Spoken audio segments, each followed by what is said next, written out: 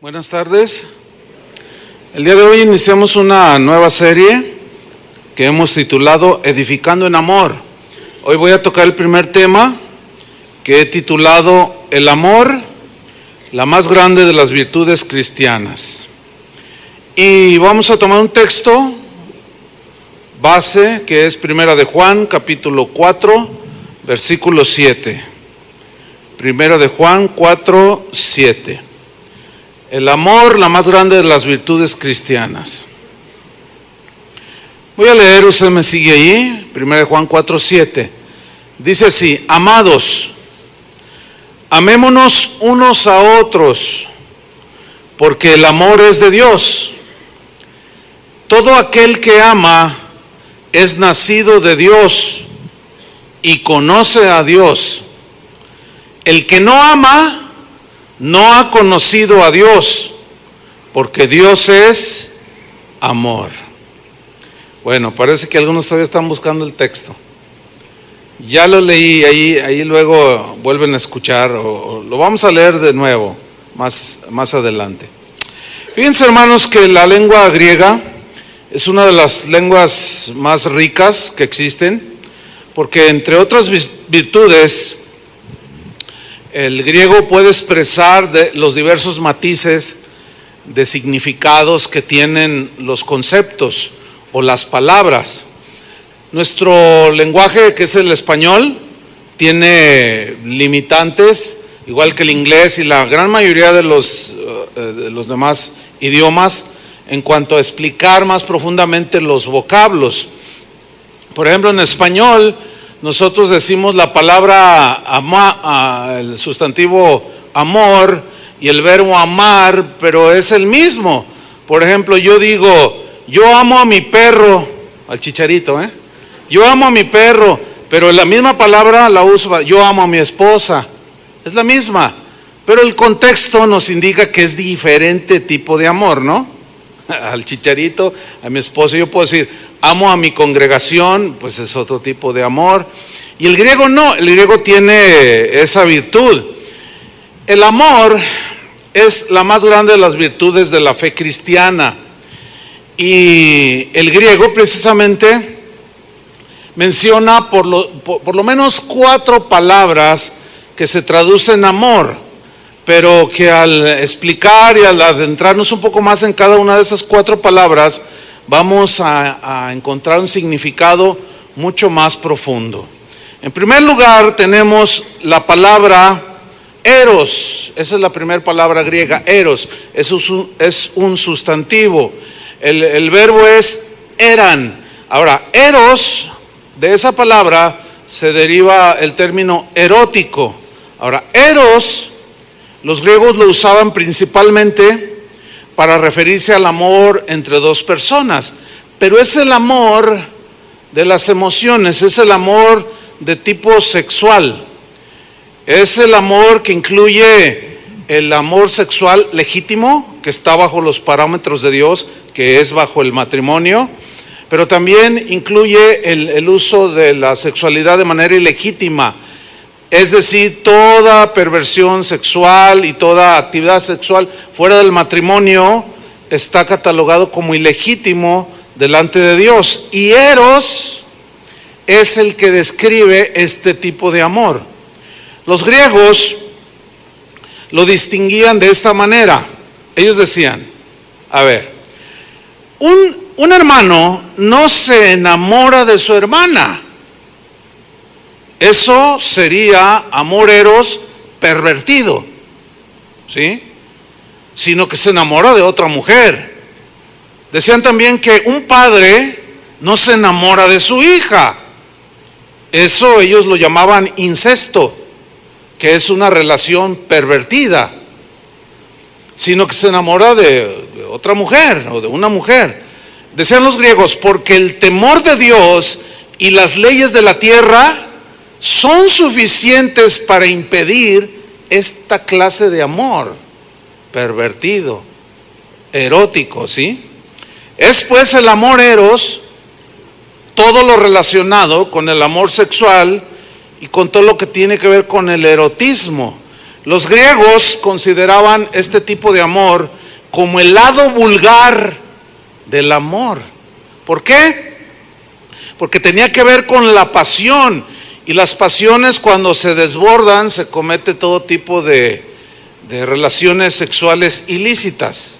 Por lo tanto, fíjense qué interesante, la palabra eros no aparece ni una sola vez en el Nuevo Testamento. Esto es interesante. Ahora bien, si nosotros somos observadores, debemos notar que precisamente este tipo de amor, el amor eros, es el amor en el que está envuelto el mundo de hoy. Hay erotismo en todas las esferas de la vida en las sociedades de hoy. Si tú, por ejemplo, te pones a ver un partido de fútbol, ahí aparece el erotismo, con 25 muchachas bailando semidesnudas, dizque para darle realce al juego, ¿no? Si tú vas a una película, en algún momento surge el erotismo. Si tú vas a cualquier parte, vas al cine, vas al teatro, surge el erotismo. Vas por las calles y el erotismo brota por todos lados.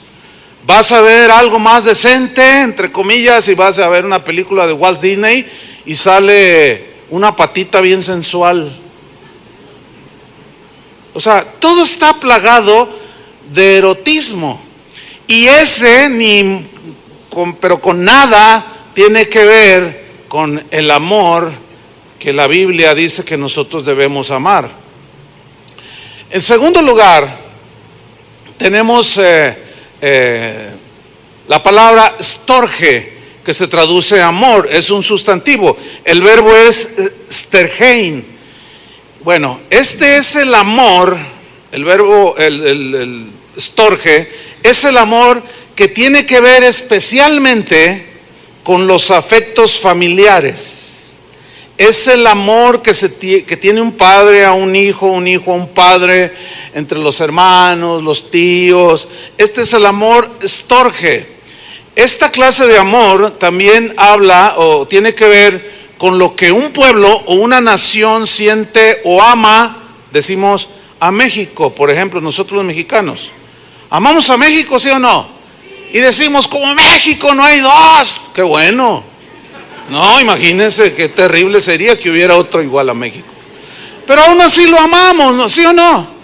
Bueno, ese es el amor storge, el amor familiar, el amor hacia los gobernantes, hacia la nación, etcétera, etcétera. Storge es el amor de los afectos familiares, que es donde se da mucho el que solamente amamos a los que nos aman.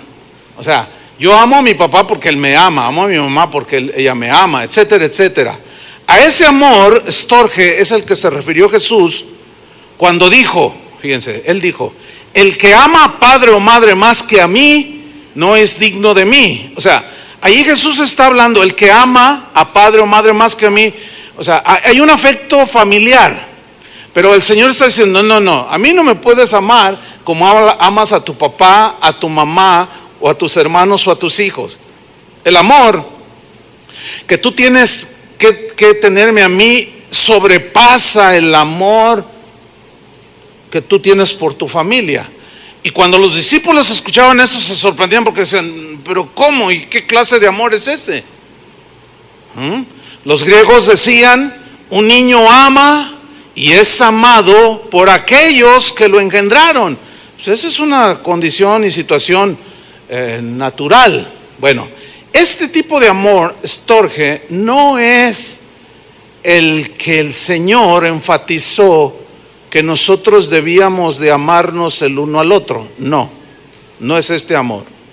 Ahora bien, el amor storge, que es el amor de los afectos familiares y a la nación, etcétera, pues va mucho más allá de las cosas. Hay personas que aman más las cosas que a las personas.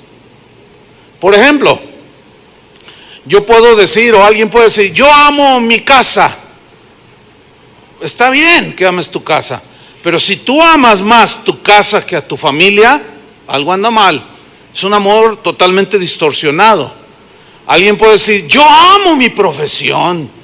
Está bien que tú ames tu profesión, pero si tú amas más tu profesión que a tu familia, porque hay quienes por amor a su profesión dedican 18 horas de su vida, del día, y 15 minutos a sus hijos, entonces están amando más las cosas y las actividades que su familia, y allí estaríamos faltando al amor storge. Eso la Biblia lo denomina como materialismo y está totalmente descartado, ¿sí?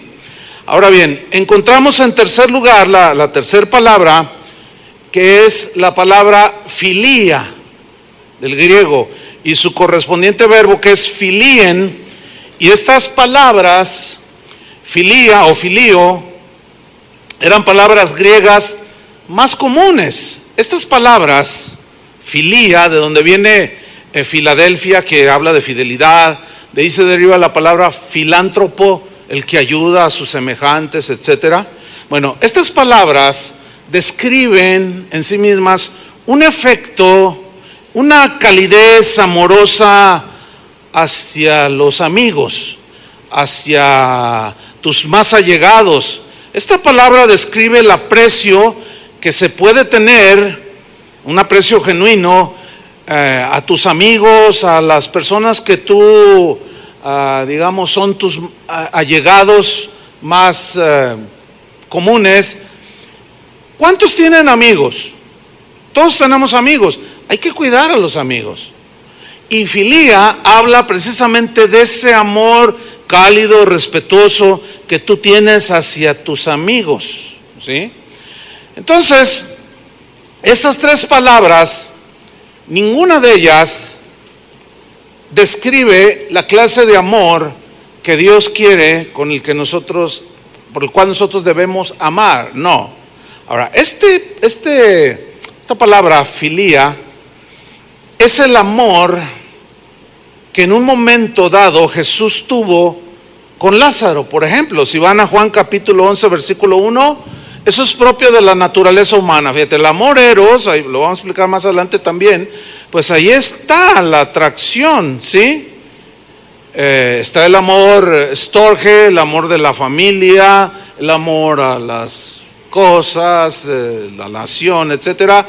Pero está el amor filial, el amor a los amigos, y todos esos son inherentes en el ser humano. Dice Juan 11:1, estaba entonces enfermo uno llamado Lázaro de Betania, la aldea de María y de Marta su hermana. María, cuyo hermano Lázaro estaba muerto, fue la que ungió al Señor con perfume y le enjugó los pies con sus cabellos. Enviaron pues las hermanas para decirle a Jesús, Señor, he aquí el que amas está enfermo. Entonces le dan a Jesús la noticia, al que tú amas. Y aquí aparece fileo, filía, ¿sí? En el griego. Entonces llega Jesús, se da cuenta que se muere Lázaro, él les dice, llévenme a su tumba. Dice, cuando estaba enfrente de la tumba, dice el versículo 35, Jesús lloró. Y en el versículo 36, dijeron entonces los judíos, mirad cómo le amaba. Pero este amor que describe este pasaje es el amor de amigos, alguien que tienes muy cercano, que aprecias al paso de los años, aprecias su amistad, es la clase de amor, de amor que guarda y preserva la amistad, etcétera, etcétera. Ese mismo tipo de amor fue el que Jesús tuvo en un momento dado con uno de sus apóstoles, quien se le recostaba en el pecho. ¿Quién era? Juan el apóstol. Dice ahí en Juan 22, no tiene que buscarlo, él mismo describe el discípulo al cual amaba Jesús, hablando de él mismo. El discípulo al cual amaba Jesús. Ahora, ¿no amaba a los demás? Sí los amaba. Pero Juan era uno de los más allegados a Jesús. ¿Sí? A veces yo escucho en las iglesias, a veces cuando hay campamentos, actividades, siempre lo he escuchado que dicen, no hermanos, no hagan grupitos, no, vamos a convivir todos. Sí, está bien, pero es imposible que no tengamos personas más allegadas que otras. Eso no es nada malo. ¿Me explico? Jesús, había tres, Pedro, Jacobo y Juan, eran los más, que eran los preferidos de Jesús. No, por alguna razón eran los más allegados a él. Entonces Juan, como uno de los más allegados, lo amaba en ese sentido, que era uno de los más allegados, ¿sí? Por ejemplo, aquí Casa de Oración, vienen varios miles de personas a las reuniones. Hay algunos de ustedes, el otro día saludé a una señora en el paseo que hubo acá ahora el 16 de septiembre, y me dice: pastor, hasta que lo saludo, pues tengo 20 años en la congregación y nunca lo había saludado. Mucho gusto. 20 años, imagínense. Terrible, ¿no? Sin embargo, hay personas con las que más allegadas, yo a ellos y ellos a mí. Pues eso es natural. Y Jesús tenía también ese tipo de acercamiento con ese amor filial. Ninguno de estos tipos de amor que nos describe el griego es el amor con el que Dios nos ama. No, va mucho más allá. Ninguno de estos tres tipos de amor es el amor que el Señor pide que nosotros amemos. En ninguna manera. No alcanzan, no llegan, se quedan en el nivel netamente humano. Pero hay una cuarta palabra, que es la palabra ágape, que es un sustantivo, que quiere decir amor. Y agapán es el verbo amar. Ahora bien, justamente estas dos palabras, ágape y agapán, son las más comunes, por decir así, abundan en el Nuevo Testamento. Por ejemplo, ágape la encontramos unas 120 veces aproximadamente en los distintos pasajes en la Biblia. Es notable, 120 veces la palabra ágape o amor, ¿sí? Encontramos más de 130 veces el verbo agapan, que es amarse el uno al otro. Bueno, aquí hay un énfasis marcado de parte del Señor en cuanto a este tipo de amor, el amor ágape. Ahora bien, ¿cuál es el significado de ágape? ¿Qué significa? ¿Cómo se describe o qué? Muy bien, la respuesta la vamos a encontrar en un pasaje que fue el inicio del conocido Sermón de la Montaña que Jesús dio a sus discípulos. Es un pasaje, yo le llamo supremo, en cuanto a la definición del amor agape con el que Dios quiere que nosotros amemos. Este está en Mateo capítulo 5. Abran su Biblia. Me voy a esperar, aunque sea media hora, para que todos encuentren el pasaje.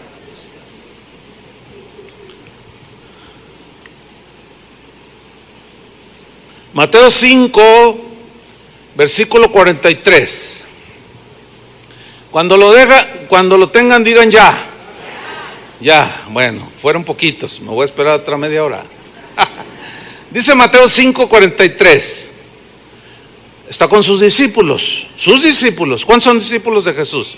Han de cuenta que Jesús está allí con nosotros y dice: ¿oísteis que fue dicho amarás a tu prójimo? Y todos, sí, oímos, sí, sabemos, dice la ley. ¿Y aborrecerás a tu enemigo? Sí, ¿cómo? Pues ¿por qué me hace cosas? Claro que sí. Sí, lo he oído, lo he escuchado, lo he leído, lo he escuchado predicar, claro que sí. Versículo 44. Pero yo os digo, ese pero marca una diferencia entre un tipo de amor y el otro. Pero, en otras palabras, Jesús está diciendo: yo les voy a enseñar la clase de amor con la que verdaderamente un discípulo mío, un hijo de Dios, debe de amar. Y luego empieza a describirlo. No dice agape, no lo dice así, agape, no. Él empieza a decir lo que significa. Dice: pero yo os digo, amad a vuestros enemigos. Y cuando los discípulos escucharon eso, pues las reacciones se las pueden imaginar, ¿no? Como que, ¿qué dijo?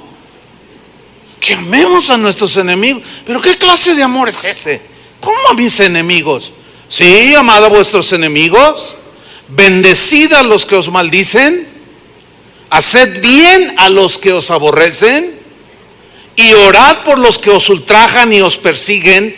Esa, hermanos, es la definición del amor agape. Entonces los discípulos se quedaron como algunos de nosotros aquí, con los cables y los fusibles fundidos, así como, ¿cómo tengo que amar a mi suegra?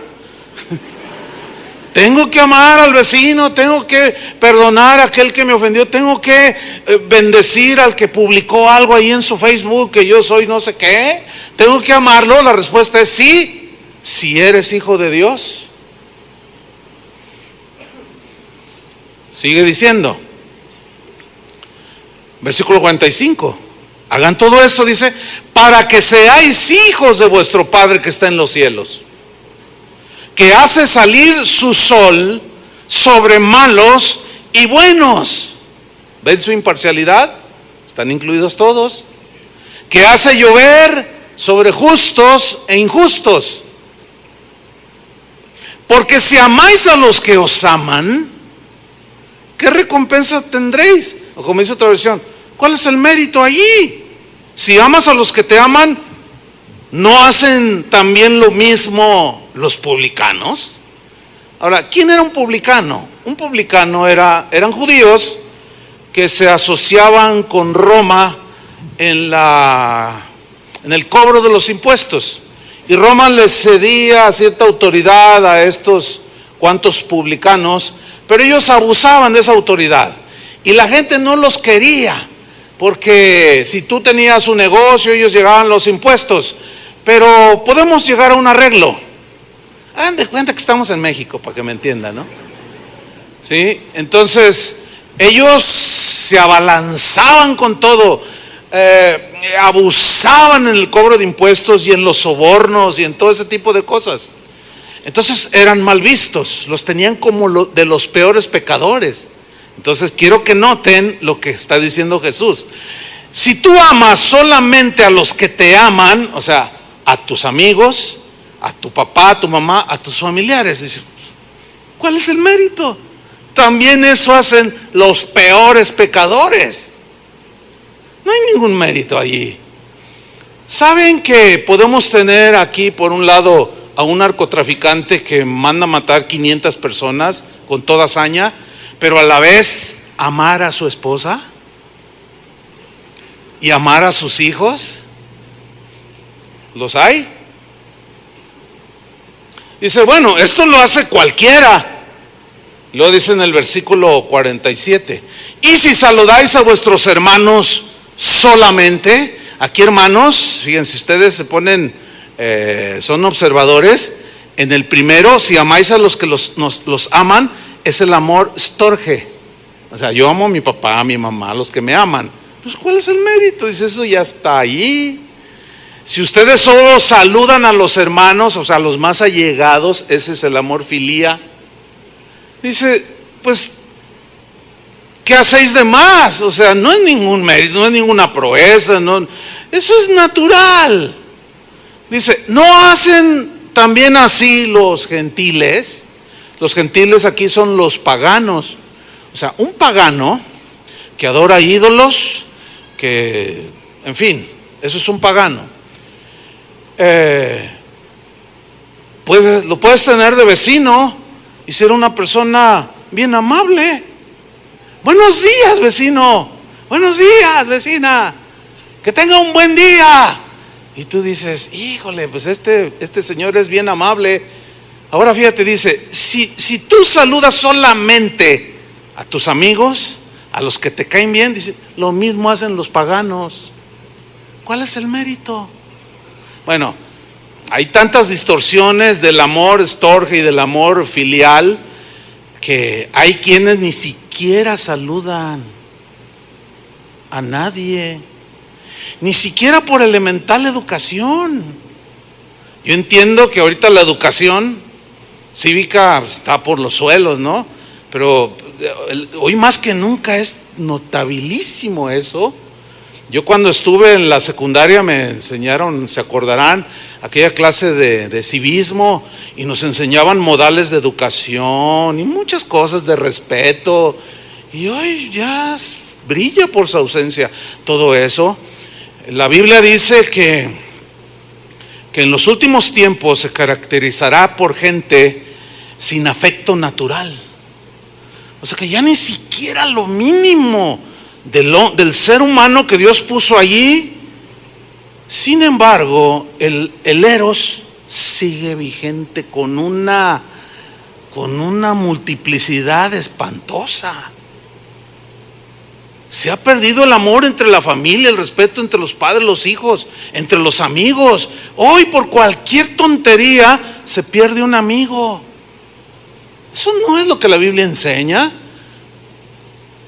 La Biblia enseña que el que quiere amigos debe demostrarse amigo, tienes que ser respetuoso, y el verdadero amigo pues no es el que te solapa todo, sino el que te dice, oye, no está bien, obedece a tu papá. Esos son los verdaderos amigos. Pero hoy todo eso está distorsionado.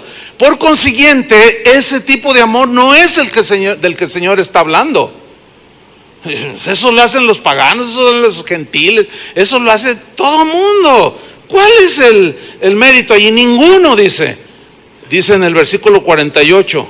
Sed pues vosotros perfectos, como vuestro Padre que está en los cielos es perfecto. Aquí perfección no implica impecabilidad, o sea que nunca nos equivocamos, no, sino está hablando de la perfección en el amor.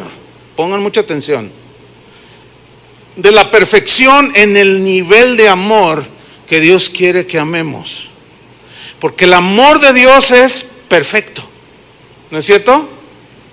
El amor de Dios es inalterable, no tiene que ver con las circunstancias, Él sigue amando. Tenemos que ser perfeccionados en el amor. Ahora, aquí surge una pregunta muy importante. La pregunta es, ¿por qué el cristianismo, por qué los escritores de las epístolas, los evangelios, se centraron muchísimo en estas dos palabras, en el sustantivo ágape y en el verbo agapán, que se traducen amor o amarse? ¿Por qué? La respuesta es la siguiente: porque estas dos palabras, ágape y agapán, describían perfectamente todo lo que el amor puede abarcar. Y el verdadero, por eso decimos que este es el verdadero amor, el que abarca todo, porque ese es a todo y a todos. Este es precisamente el tipo de amor con el que Dios ama, que lo abarca todo, nadie queda excluido. No existe el concepto en base a esta descripción de que alguien esté fuera del amor de Dios. De tal manera amó Dios al mundo, ahí estabas incluido, ¿sí? Este es el amor, o mejor dicho, Dios en esencia es amor. Lo acabamos de leer, Dios es amor, ¿sí? Ahora bien, cuando dice la Biblia que Dios es amor, habla de un amor que es inalterable. Es un amor que no fluctúa, es un amor que nos amó desde antes de la fundación del mundo, es un amor que no aumenta, es un amor que no disminuye, no es el amor de las emociones, no es el eros pero por nada, no es el amor filial tampoco, el estorge tampoco, es el nivel de amor más elevado que existe. Y esta palabra fue adoptada por los escritores del Nuevo Testamento, que se escribió la mayoría en griego, porque esta palabra era la que describía precisamente a Dios y el amor de Dios. Esto es muy interesante. El amor agape, pues, no solo abarca a nuestros amigos más allegados, no solo abarca a nuestros familiares. Este amor no solo abarca a los que nos aman, sino que abarca también a nuestros enemigos. Y allí ya cambia todo el panorama. Allí incluye a los que nos ofenden, incluye a los que publicaron algo en el Face y te dijeron que estabas fea, incluye a todos aquellos que de alguna manera nos han defraudado. Ese es el amor agape. Incluye todo ser humano que ha sido hecho a la imagen y semejanza de Dios. Entonces, el problema no está en las personas, o sea, en los demás. El problema está dígalo, en mí. Porque tú, somos los que tenemos que aprender a amar en ese nivel. Y ese es el tipo de amor que Dios mencionó cuando dijo: hijitos, en esto conocerán que sois mis discípulos, si se aman los unos a los otros. Está hablando del amor agape, el que es inalterable, el que a pesar de que hay diferencias entre nosotros de todo tipo, doctrinales, de preferencias políticas, no nos debe llevar al pleito, ni a la discordia, ni a romper la armonía, sino que a pesar de que somos tan diferentes y con diferentes formas de pensar o de entender las cosas, nos seguimos amando. Esa es la clase de amor que el Señor quiere enseñarnos. Ahora, fíjense bien esta reflexión. Nosotros, bueno, lo voy a personalizar de esta manera. Yo no pude nunca impedir en mi corazón enamorarme. Nadie dice: me voy a enamorar, voy a hacer una proeza, me voy a enamorar. No. Yo cuando conocí a la que hoy es mi esposa, la vi, me gustó, empecé a tratarla y me enamoré. No lo pude evitar.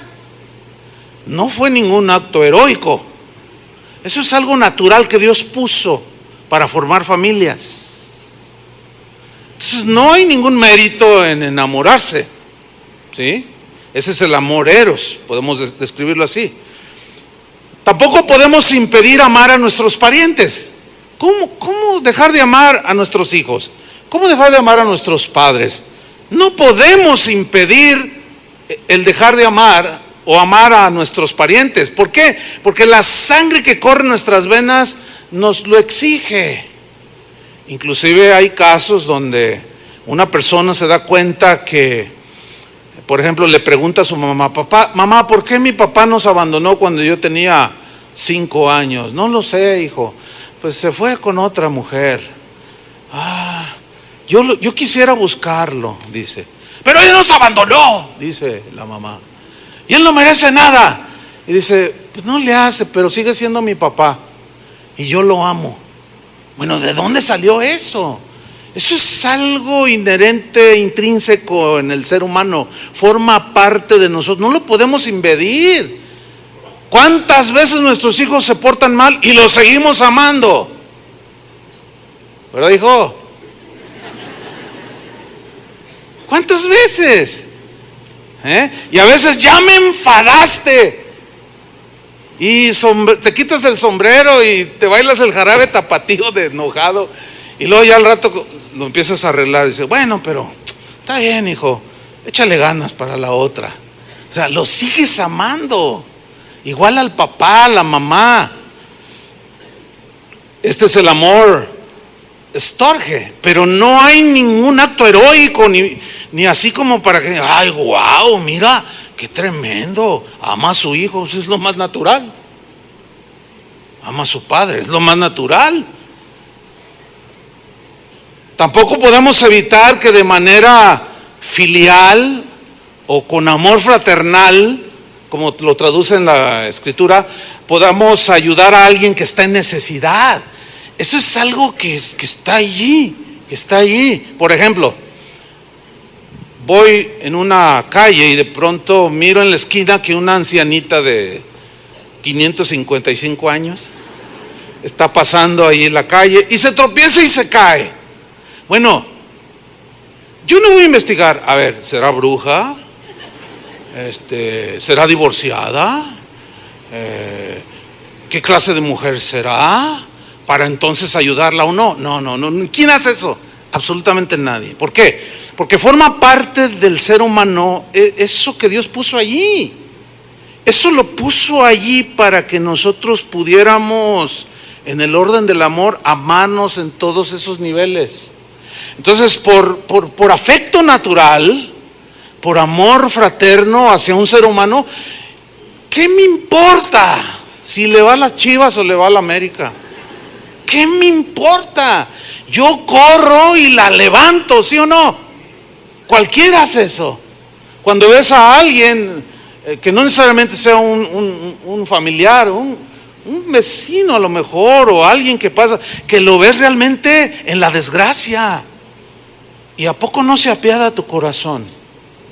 Bueno, Dios lo puso allí para que nos ayudáramos mutuamente. Por eso dice la Biblia que si tú ves que alguien tiene necesidad y cierras tu corazón, y tú tienes con qué ayudarle, está hablando materialmente, y cierras tu corazón, ¿cómo mora el amor de Dios en ti? ¿Cómo? Ahora, eso no significa que a cada persona en cada esquina le vas a dar 100 pesos. ¿Dónde vas a terminar? No, porque hay quienes sí están en verdadera desgracia, otros están enteritos, ¿sí? En fin, el amor agape abarca muchísimo más que todo esto. El amor agape no es una simple emoción. Ay, qué bonito. No.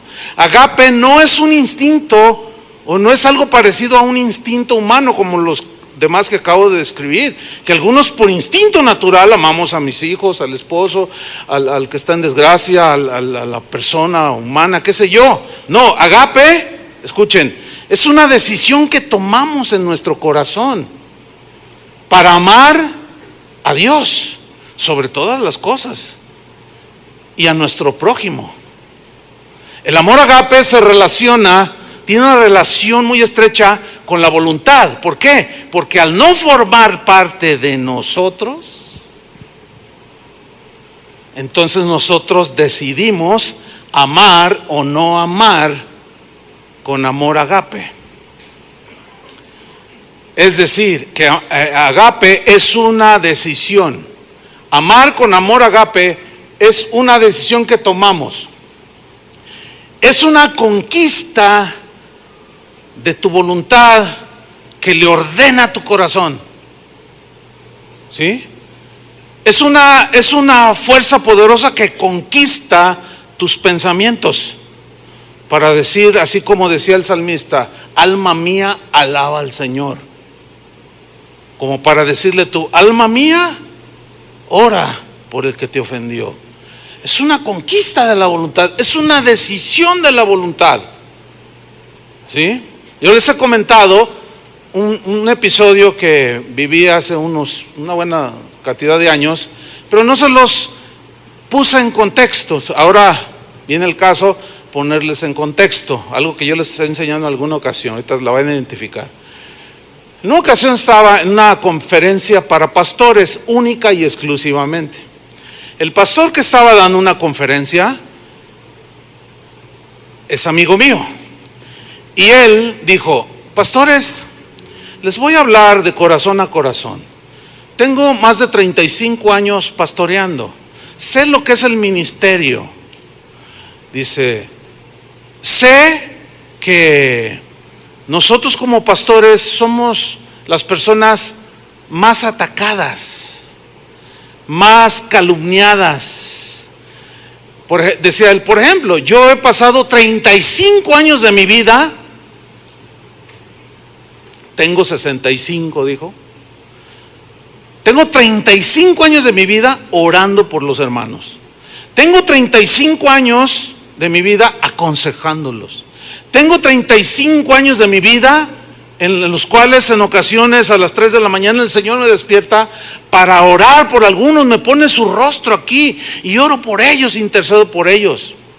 Tengo 35 años preparando mensajes, sermones para edificar las vidas de ellos. Tengo 35 años aguantando. Tengo 35 años aconsejando en mi oficina una y otra vez y siempre buscando el bien de ellos. Y sin embargo, me siguen atacando. Yo sé lo que es ese dolor, decía el pastor. Nosotros nos la pasamos orando por ustedes y ustedes nunca oran por nosotros. ¿O no? Bueno, yo no sé, a lo mejor estaba hablando medio frustrado el pastor. No, estaba diciendo la verdad. Dice, pero ¿qué voy a hacer? Dice, yo decidí en mi corazón no amargarme, dijo.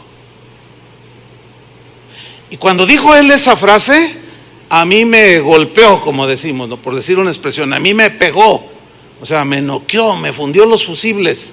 Dije, ¿qué? A ver, otra. Y yo lo anoté, dije, a ver, toda su vida dando, toda su vida orando, toda su vida buscando el bien de los demás, toda su vida y todo lo que uno recibe de allá para acá, y él decidió no amargarse, ¿sí? En otras palabras, decidió amar con el amor ágape. Yo dije, no, esa es otra cosa. Ese es otro nivel.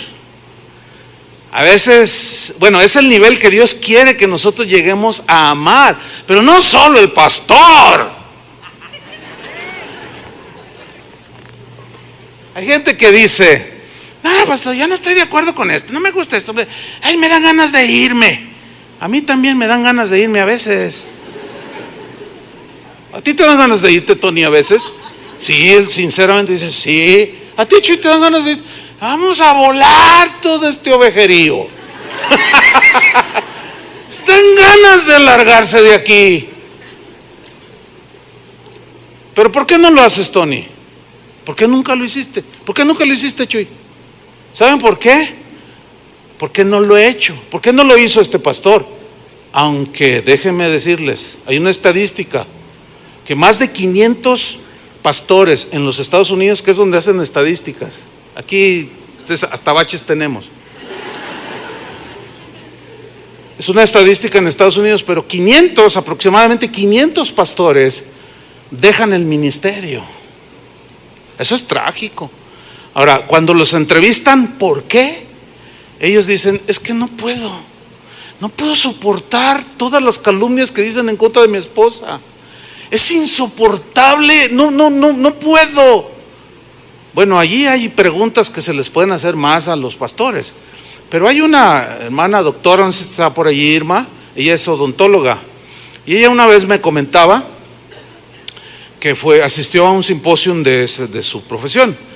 Y que ahí les dieron una estadística de entre los profesionales, doctores, abogados, arquitectos, los 10 profesiones cuyos profesionistas tienen más problemas con los dientes, con sus dentaduras, y son los abogados, los doctores, y en esa lista de los primeros 10, entre no sé cuántas decenas de profesiones hay, entre esos, como en tercer, cuarto lugar, está el de los guías espirituales, pastores, sacerdotes, etcétera. ¿Por qué?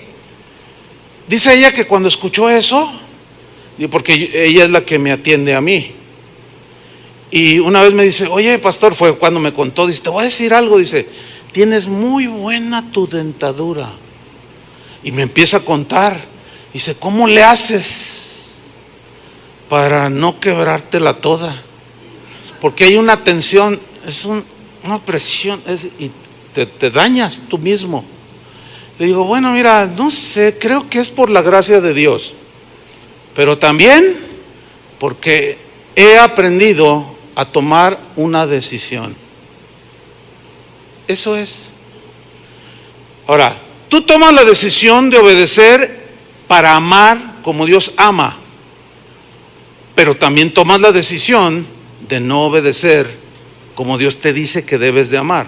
Ahora, si tú no tomas la decisión de amar como Dios quiere que amas, con el amor agape, si tú no tomas esa decisión, significa que ya tomaste la otra decisión, de seguir amargado, de seguir resentido, de seguir saludando solo a los que te caen bien. Bueno, es un nivel de amor natural, pero no es el que el Señor exige a sus discípulos. ¿Cuántos discípulos del Señor hay aquí? Entonces, agape no es algo que viene espontáneo, no sale espontáneamente, es una decisión deliberada de la voluntad que sujeta las emociones y que sujeta el corazón, y que sobre toda cosa guardada guarda el corazón. Esa es una gran conquista de la voluntad. Y ahí sí el Señor dice, helos ahí, esos son mis hijos. Ahí sí hay un reconocimiento de parte de Dios. Ahí sí hay una recompensa, dice el Señor. para que seáis hijos de vuestro Padre que está en los cielos. El amor agape pues decide amar lo que no es amable. Así que es como, si pueden imaginar a Jesús, desde que le dijo a Judas, sígueme, él ya sabía que lo iba a entregar, y sin embargo depositó en él autoridad, le dio autoridad sobre los demonios, salió y predicó, todavía le soltó el tesoro. O sea, el dinero, era el tesorero del grupo y se lo soltó de alguna manera, como diciéndole, tienes la oportunidad, Judas, aunque él ya sabía quién era el que lo iba a entregar. Y cuando lo entregó, Jesús le dijo, ¿qué tienes, amigo?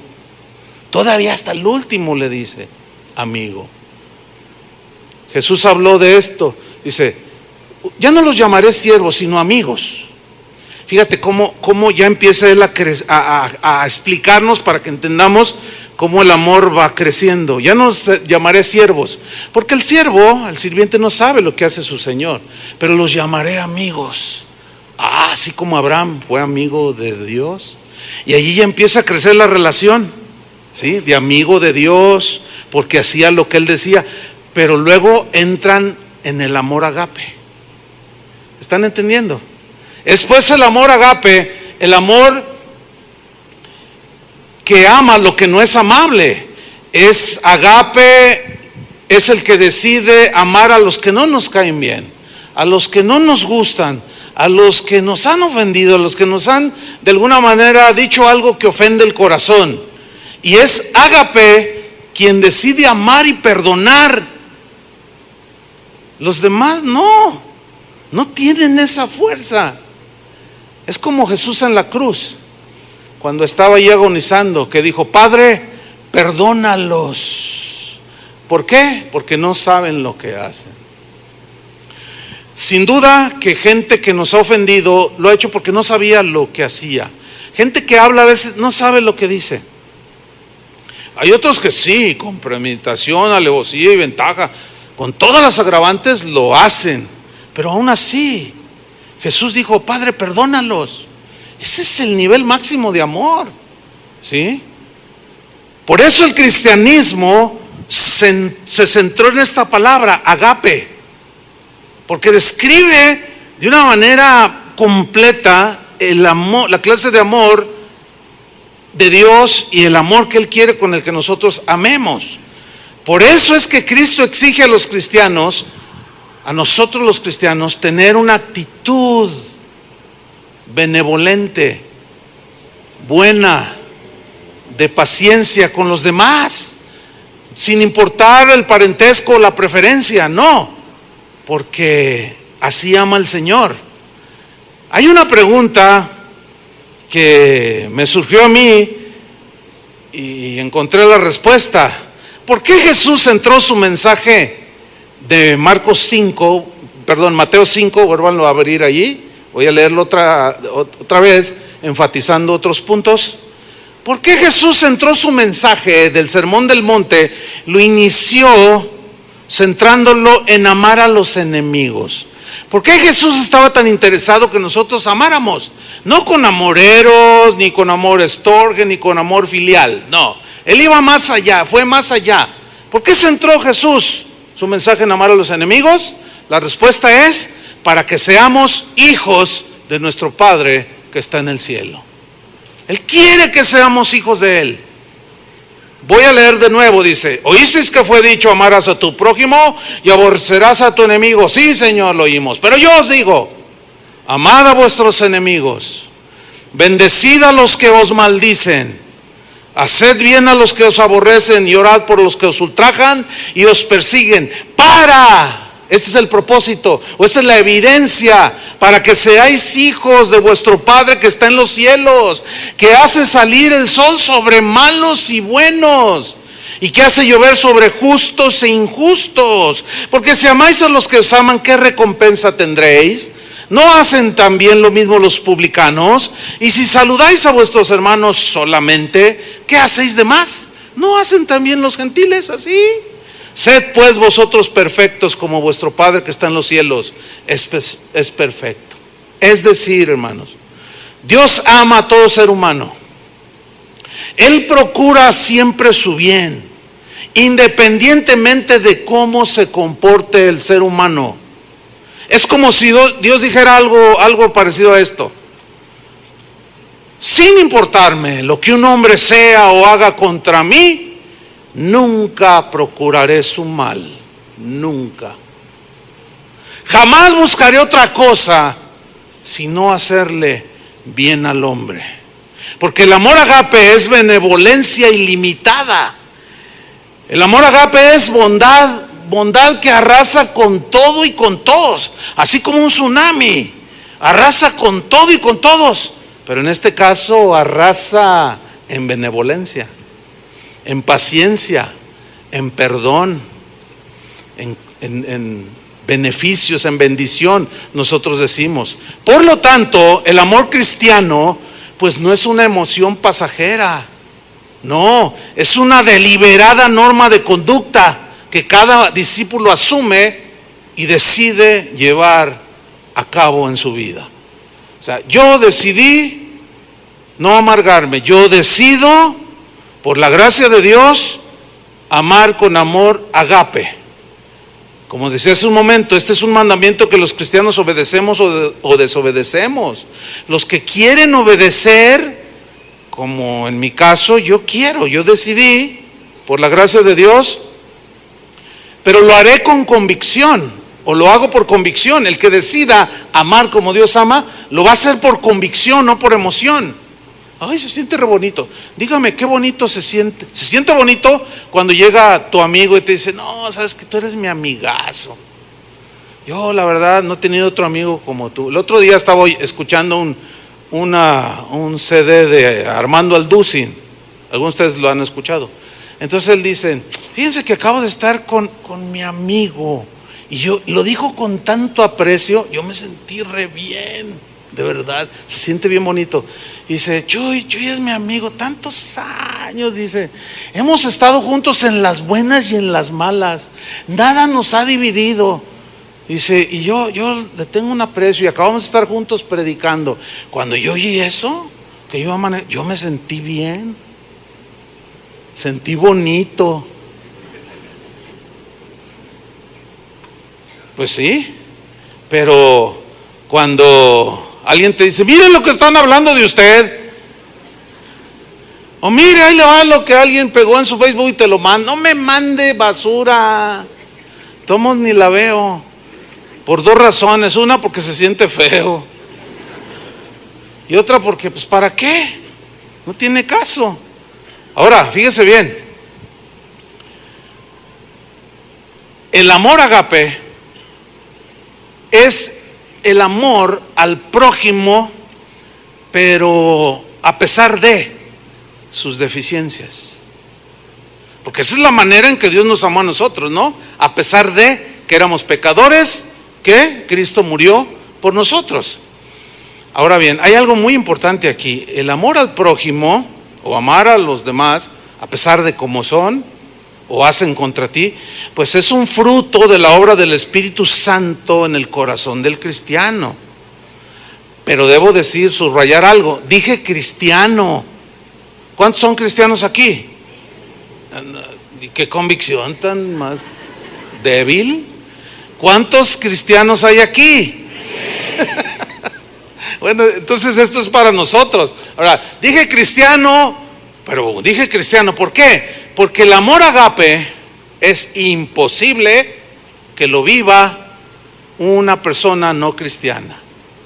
Para poder vivir el amor agape necesitas tener a Cristo en tu corazón, porque es sobrenatural, es un amor sobrenatural que no es intrínseco, no forma parte de nosotros. Por eso Jesús enfatizaba: no, pues si tú amas a los que te aman, eso no tiene ningún mérito, y lo hacen los paganos, y no, el Señor dice: yo hago salir el sol sobre buenos y malos, sobre justos e injustos les hago llover en su milpita, para que los dos cosechen, para que los dos tengan que comer. Fíjate la benevolencia del Señor. Entonces, el amor agape es un fruto del Espíritu. En Gálatas 5:22 dice así: mas el fruto del Espíritu es paz. ¿Así dice? Mas el fruto del Espíritu es gozo. ¿Así dice? No, así no se lee. Mas el fruto del Espíritu es paciencia. No. ¿Cuál es el primero? Díganlo fuerte. ¿Por qué? ¿Por qué el amor? De allí, del amor agape parte que podamos tener mucha paciencia, que podamos guardar la paz en medio de la tormenta que te arman tus enemigos. Del fruto del amor. Es una obra que hace el Espíritu Santo en nuestro corazón. Pablo hablaba de un cristiano llamado Epafras, que fue el que fundó la iglesia de los Colosenses. Dice que era un siervo amado, que era fiel en el ministerio. Dice, quien también nos vino a decir, nos declaró vuestro amor hacia mí en el Espíritu. Y tú dices, bueno, ¿qué significa? Es que ahí está. Epafras le dijo a Pablo, mira, los cristianos en Colosas te aman, Pablo, con amor del Espíritu. En otras palabras, con amor que produce el Espíritu Santo en sus corazones, con amor agape, con amor inalterable. Así te aman los hermanos, Pablo.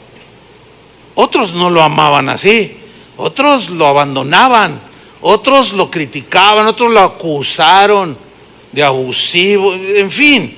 Y Pablo fue uno de los que decidió amar con amor inalterable, con amor agape. En Romanos aparece ahí un texto que dice Pablo, yo les pido con un ruego, hermanos míos, por el nombre del Señor Jesucristo y por el amor del Espíritu,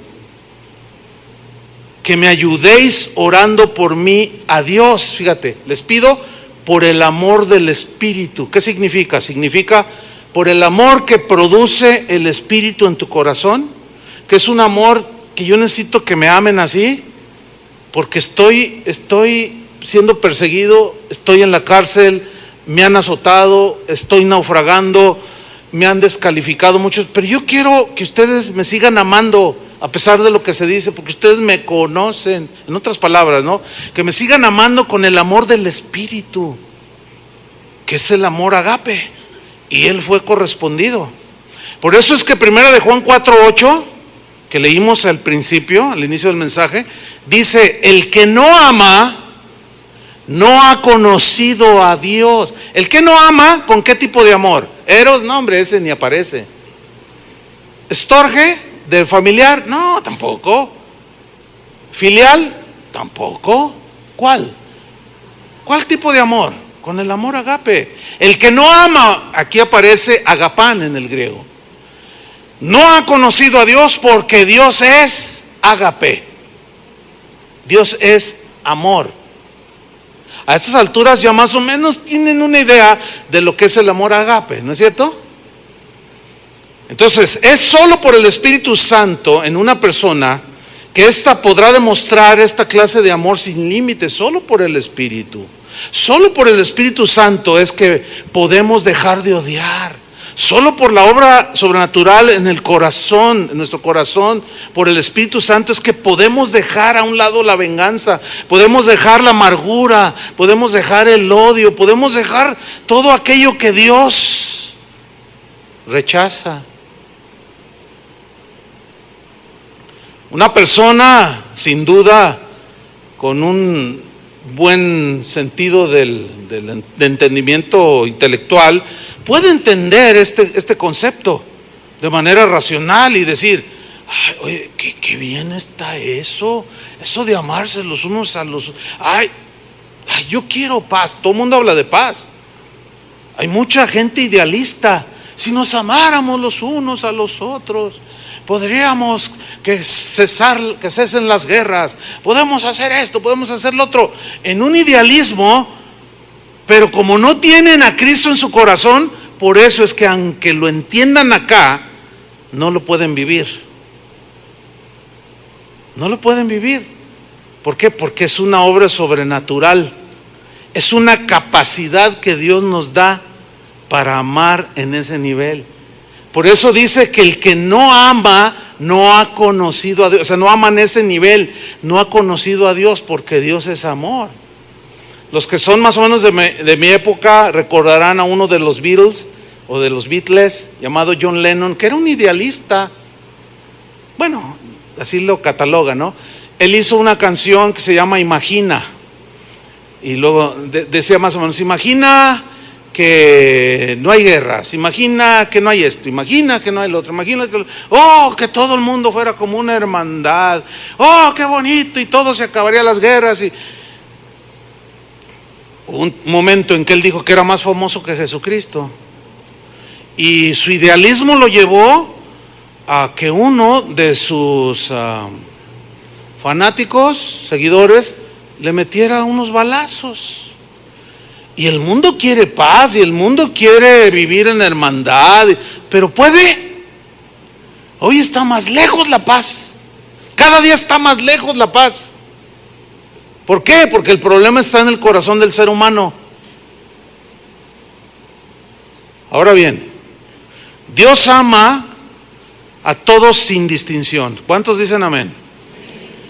Él quiere tomar el corazón de cada persona, su voluntad, transformarla para llevarlo al más alto nivel del amor. Porque es justamente ágape que describe la actitud que Dios tiene hacia todos los seres humanos. Por eso Juan 3:16 dice: porque de tal manera amó Dios al mundo. Esa frase, de tal manera, es una frase en el griego que usan los científicos, los astrónomos, para dar medidas del universo, pero aquí se utiliza así como: no hay manera de medir, es inmedible. Eso significa de tal manera. O sea, es una medida de amor que Dios tuvo, que no hay palabras para cuánto mide el amor de Dios. ¿Cómo amó Dios al mundo? De tal manera, o sea, con un amor tan profundo, tan extenso, que abarca a todos los seres humanos. Por eso dice: porque de tal manera amó. El amor con el que Dios ama es el amor agape.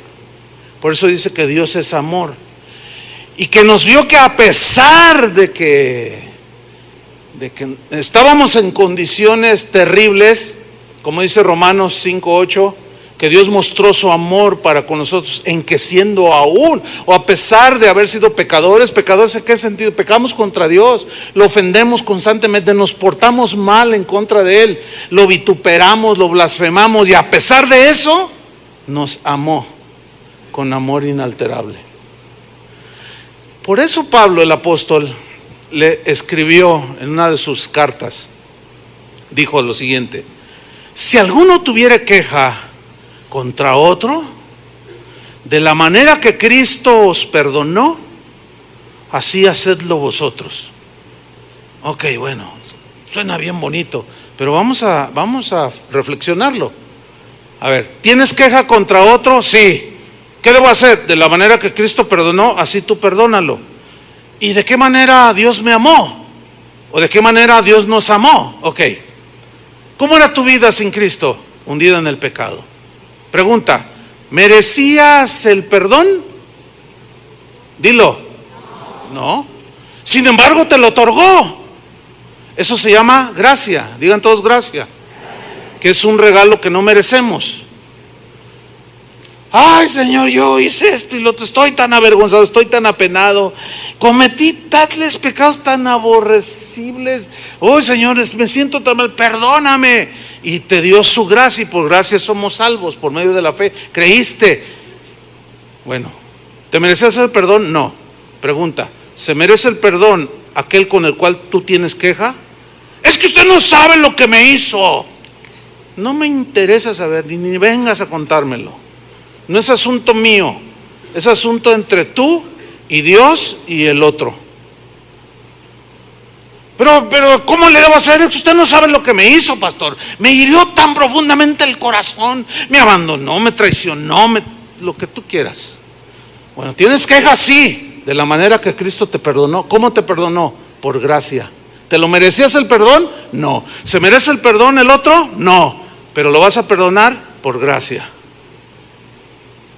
¿Ya se les fundieron los fusibles? Sí, no, pues es que ¿cómo? Pues ya les estamos explicando cómo. Si tú tienes el Espíritu de Dios, tú ya tienes la capacidad para entrar en este nivel de amor. Pero tú decides si sigues quedarte en el eros, lo sensual o terrenal, así puramente, o en el filial, así muy de amigos, y ya no me saludo, me toso, pues yo te la torzo también y ahí me voy. No, pues esos niveles son bien bajitos, son carnales, ¿verdad?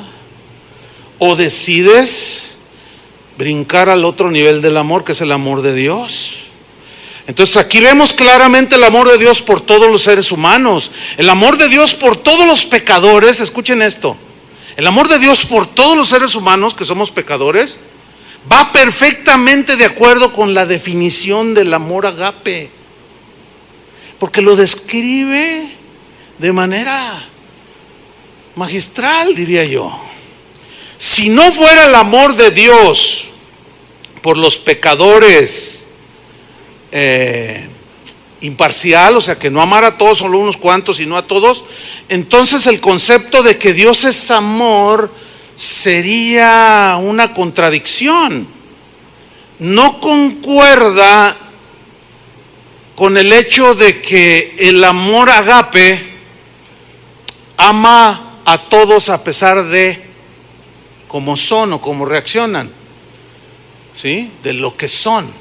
Ya no iría de acuerdo. Entonces eso de Dios es amor, pues ¿cómo Dios es amor y prefiere a unos y a otros los rechaza?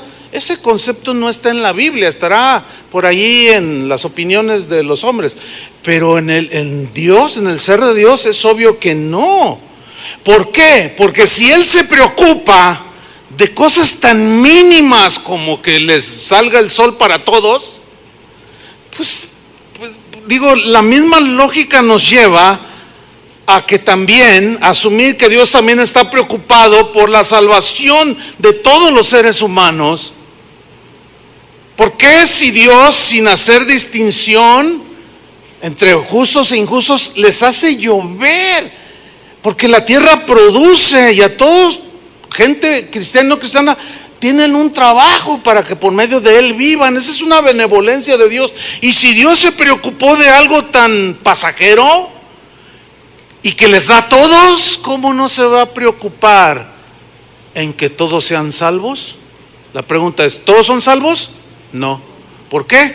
Porque algunos rechazan el amor de Dios. No lo quieren. Jesús dijo, ¿cuántas veces los quise juntar como la gallina junta sus polluelos? Y esta es una escena de ternura, de amor, de un animalito. Yo tengo una gatita que llevan 2 veces que pare, y ya tengo 10 gatitos.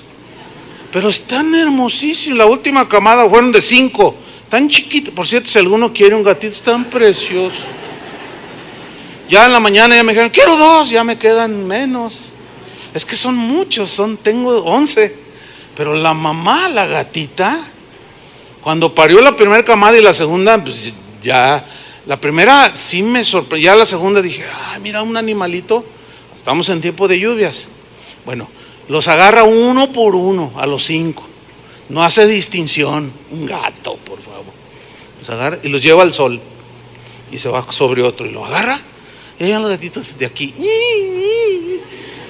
y luego ya están en el sol, y luego se queda ahí echadita, y ya está. Y lo empieza a gotear y corre, empieza a llover y corre y va y los mete abajo, los protege. ¡Qué increíble! Bueno, si Dios se preocupó para que el sol saliera para todos, si Dios se preocupó para que a todos les lloviera, ¿cómo no va a estar preocupado en que todos los hombres sean salvos? Eso es lo que yo alcanzo a ver en la Biblia. Yo sé que hay quienes disienten en este concepto, pero para mí, de acuerdo a la definición de lo que es el amor agape y que Dios es amor, no puede llevar a otra conclusión más que esta. El problema no está en Dios, el problema está en que no todos aceptan el amor de Dios. Concluimos leyendo 1 Juan 4:7, búsquelo. Primero de Juan 4:7, que escribió el discípulo amado. Y dice así: amados. O sea, Juan le está diciendo, yo los amo con amor agape. Dice, amados, amémonos unos a otros, agape, ahí. Porque el amor es de Dios, o sea, el amor agape es el que describe a Dios y es la esencia de Dios. Todo aquel que agape, que ama, ahí aparece en el griego agapán. Todo aquel que ama es nacido de Dios y conoce a Dios. El que no ama, con amor agape, no ha conocido a Dios, porque Dios es amor, porque Dios ama de esta manera. Y si alguien dice que conoce a Dios, no, pues no es cierto. Dice el versículo 9, en esto se mostró, o sea, no quedó en un sentimiento nada más, sino fue una acción. En esto se mostró ¿qué? El amor, el agape, el amor de Dios para con nosotros, en que Dios envió. No se quedó con la intención nada más, sino puso manos a la obra y envió a su Hijo unigénito al mundo para que vivamos por Él. En esto consiste el amor. No en que nosotros hayamos amado a Dios, no inició en nosotros el amar ágape. No, eso no forma parte. Los otros tres sí, ahí están. Pero el amor ágape no. Entonces no consistió en nosotros. Entonces en esto consiste el amor, no en que nosotros hayamos amado a Dios, sino que Él nos amó a nosotros, inició de Dios hacia nosotros. Y envió a su Hijo en propiciación por nuestros pecados. Amados, fíjense, ¿cómo va llevando la temática aquí el apóstol Juan? Amados, si Dios nos ha amado así, ¿qué dice? Debemos también nosotros amarnos unos a otros. Por eso debemos de evitar toda contienda, todo pleito, toda legata que rompa con la unidad que produce el amor cristiano. Amén. Por eso es que dejen de pelearse en el Facebook, dejen de defender sus posiciones teológicas que nos dividen, que hacen resaltar la carne, la amargura, los celos, la agresión, la calumnia, y promovamos lo que nos une y que nos amemos los unos a los otros. Dice en el versículo 12, nadie ha visto jamás a Dios. Si nos amamos unos a otros, Dios permanece en nosotros y su amor se ha perfeccionado en nosotros. En esto conocemos que permanecemos en Él y Él en nosotros, en que nos ha dado de su espíritu. ¿Ven? O sea, no hay otra manera de poder amar de esa manera. Y nosotros, 14, hemos visto y testificamos que el Padre ha enviado al Hijo, el Salvador del mundo. Todo aquel que confiese que Jesús es el Hijo de Dios, Dios permanece en Él y Él en Dios. Y nosotros hemos conocido y creído el amor que Dios tiene para con nosotros. Dios es amor. Miren qué afirmación. Dios es amor, dice Juan. Y el que permanece en amor permanece en Dios y Dios en él. En esto se ha perfeccionado el amor en nosotros. O sea que hemos llegado a ese nivel para que tengamos confianza en el día del juicio. No tendremos nada de qué avergonzarnos, pues como Él es, así somos nosotros en este mundo. ¿Y cómo es Dios? Dios es amor. ¿Y qué está diciendo Juan? Como Él es, o sea, Él es amor, así somos en este mundo. Híjole, si viniera el apóstol Juan ahorita, tomara un platillo volador y llegara al siglo XXI, porque en aquellos tiempos de los primeros cristianos, la gente los distinguía por algo muy peculiar a los cristianos. Porque decían, esos son cristianos. ¿Y cómo sabes?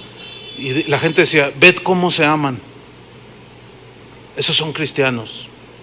Pero si viniera hoy el apóstol Juan, diría, estos no son cristianos. Leyera los Facebooks de algunos, diría, no, estos no son cristianos.